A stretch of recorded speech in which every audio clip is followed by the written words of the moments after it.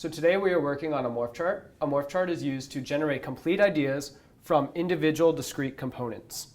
So, for example, one thing we could do is for type of force, if we knew we wanted a fluid pressure force, rotational linear force, or rotational force, we can begin generating an idea by using that in conjunction with other discrete ideas. So on the top row, we have not only the means and features, but we also have several discrete options, as in like option 1, 2, 3, or 4. And for options 1, 2, 3, or 4, you can have a certain aspect or a combination of certain aspects of several discrete ideas. So can you write up one idea of our device? Right. So for, let's say the syringe method, we would use a liquid condiment with ticks for measurement. We would use linear force to push the condiment through the syringe, and then the material would be most likely plastic, and the cleaning method would probably be passive or disposable, because you could pass water through the syringe to clean it, or you could dispose of a syringe if it was small enough. So for the type of force, do you think that the force is purely linear, or do you think it's a combination of certain elements of forces?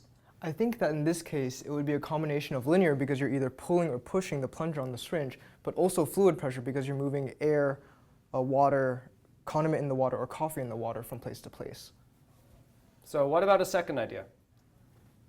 Another idea that we had was the keg idea, which would have liquid movement, and the volume measurement would be in cycles of motion, or how many pumps that you give it in order for the fluid to move out.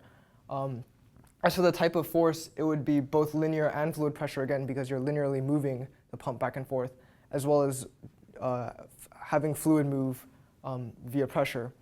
The material of the device could be made out of either plastic, metal, or polymer, but as a result, we can decompose the keg idea into 3 separate ideas, the keg being made out of plastic, the keg being made out of metal, and the keg being made out of a non-plastic polymer. In this case, I think the cleaning method would probably have to be active in order to get rid of everything that is inside the device. Okay.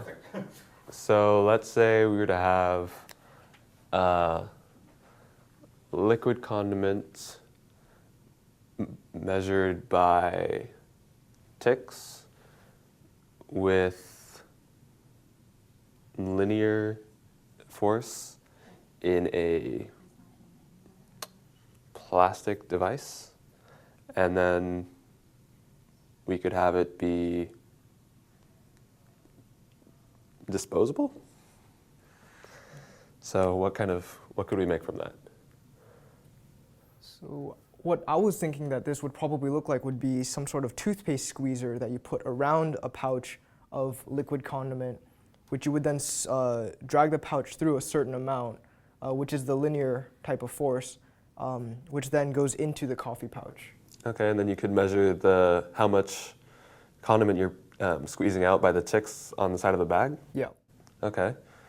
And then we'd have to make these pretty small if we wanted to make them disposable? Yes.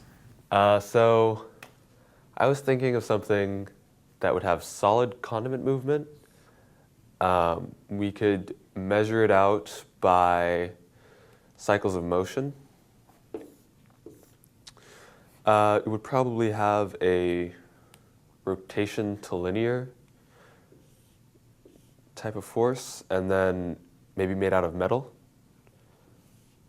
and then with an active cleaning method.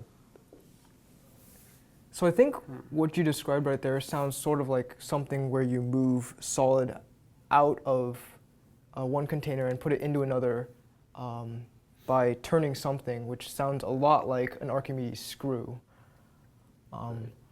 And it could be made out of metal, and the cleaning method would definitely have to be active in order to get all of the particulates off of the screw. Right, yeah. So what if we had a solution that moved solid particles, like an Archimedes screw, out of one condiment pouch and into the coffee pouch, and we measure it kind of based on how many times you turn it, so it would measure how much is taken up each time, by using a kind of crank to bring the solid up, made out of metal using a passive cleaning passive cleaning method. So we've just run through our morph chart, and we've used these component ideas to create some final complete solutions. We haven't used all of the ideas in the morph chart, and with this we could move forward and do some brainstorming, keeping these ideas in mind to try to create some solutions that would incorporate these ideas we haven't used. Another thing that we could do is take these complete ideas and put them in a screening matrix against each other so that we can try to find our final design solution.